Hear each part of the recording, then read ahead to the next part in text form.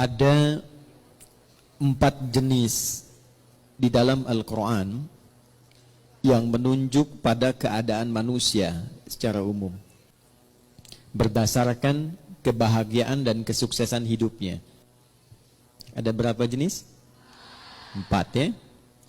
1, ini yang paling ideal. Manusia yang mendapatkan kebahagiaan, kesuksesan dunia dan akhirat. Jadi dunianya dia bahagia, sukses, akhiratnya pun dia bahagia dan sukses. Dan umumnya ini yang memang diharapkan oleh setiap insan, sehingga doa-doa yang dipanjatkan pun malam dan siang itu tidak lepas dari 2 permohonan ini. Itu ada di Al-Quran surah kedua Al-Baqarah di ayat 201, paling kanan sebelah bawah di mushaf tuh. Wa minhum may yaqulu rabbana atina fid dunya hasanah wa fil akhirati hasanah wa qina adzabannar. Ini golongan pertama. Dan di antara manusia itu ada yang konsisten memohon kepada Allah agar ia dianugerahi kehidupan dunia yang membahagiakan dan menyukseskan. Jadi ada bahagia saja, ada sukses saja, ada bahagia dan sukses. Ada orang hidupnya sukses, mawaddahnya banyak, tapi belum tentu bahagia, sakinahnya belum tentu diraih. Kaya iya, tapi kekayaan itu tidak membawa ketenangan dalam berkehidupan. Ada yang begitu?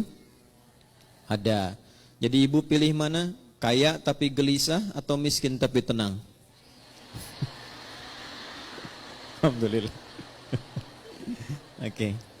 Nah, kaya dan tenang, sukses dan bahagia. Maka itu yang dimaksud di ayat ini.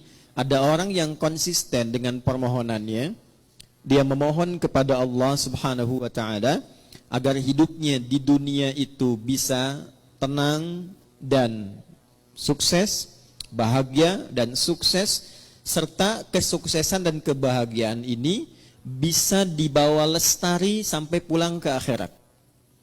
Ya, tidak cukup dengan amin, kita lihat dulu ya. Nah, yang kedua, nanti kita pelan-pelan lihat rumusnya. Alhamdulillah. Ada orang yang di dunianya itu sukses, bahagia. Tapi kesuksesan dan kebahagiaan dunia itu ternyata tidak memberikan jaminan ia membawa keduanya sampai ke akhirat. Tapi menariknya kata Al-Quran, secara psikologi ada manusia yang penting dunianya sukses dulu. Yang penting dunianya bahagia dulu. Ya, kalau bahasa manusianya kekinian, ya nikmati aja yang sekarang, yang nanti kan belum jelas gitu. Ada yang begitu? Itu pasti akan ditemukan karena golongan ini pun diisyaratkan di Al-Quran di ayat yang ke-200-nya.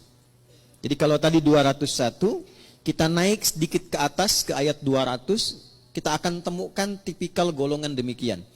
Wa minan nasi may yaqulu rabbana atina fid dunya. Udah, kalau nggak hafal diam aja ya. Hasanahnya nggak ada di situ. Hasanah itu khusus untuk 201 ya. Baik, kalau hafalan masih di ayat 1, jangan diterusin dulu ya. Wa minan nasi may yaqulu rabbana atina fid dunya wa ma lahum fil akhirati min khalaq. Dan di antara manusia ada yang hidupnya memang diliputi oleh harapan dunia saja. Hasanahnya nggak disebutkan. Ini kuncinya nanti. Dan dia tidak punya orientasi akhirat. Yang penting kerja, nikmati. Dapat rumah yang megah, nikmati. Kendaraan yang mewah, nikmati. Bisa jalan-jalan, senang. Urusan sholat, ya nanti. Baca Al-Quran, nggak harus. Akhirat belum datang kok. Yang pasti yang sekarang ada, itu yang dinikmati. Wa ma lahum fil akhirati min khalaq. Dan dia tidak punya persiapan untuk menyiapkan kehidupan abadinya di akhirat. Itu yang Dua. Yang ketiga, ada golongan orang yang memang ngejar akhirat saja. Dunianya tidak terlalu diperdulikan. Dia abaikan bahkan. Ya. Dia tidak terlalu peduli apakah hari ini makan atau tidak. Dia tidak terlalu peduli apakah punya rumah megah atau tidak. Dia tidak terlalu peduli apakah punya kendaraan atau tidak. Yang penting akhirat masuk surga. Saya ulangi ya. Yang penting akhirat masuk surga. Jadi dunianya dalam tanda petik sedikit diabaikan, atau hidupnya biasa-biasa atau di bawah standar, yang penting orientasinya masuk surga. Ini yang ketiga. Yang keempat, ini yang repot. Miskin dunia, fakir akhirat. Jadi dunia sudah nggak dapat, tiap hari pekerjaan tidak jelas, kata-kata tidak terukur, tindakan tidak teratur, perbuatan kadang-kadang juga mohon maaf banyak buruknya. Jadi dunianya tidak jelas, akhiratnya rasa-rasanya tidak mendapatkan harapan karena tidak pernah disiapkan. Maka yang keempat ini kategori miskin dunia, fakir akhirat. Nah, di antara yang keempat ini, 4 bagian ini, kita mesti pastikan setiap hari setidaknya kita berusaha untuk mencapai golongan yang pertama. Dan adilnya Allah, itu dibuka kesempatan yang demikian untuk seluruh hambanya tanpa kecuali.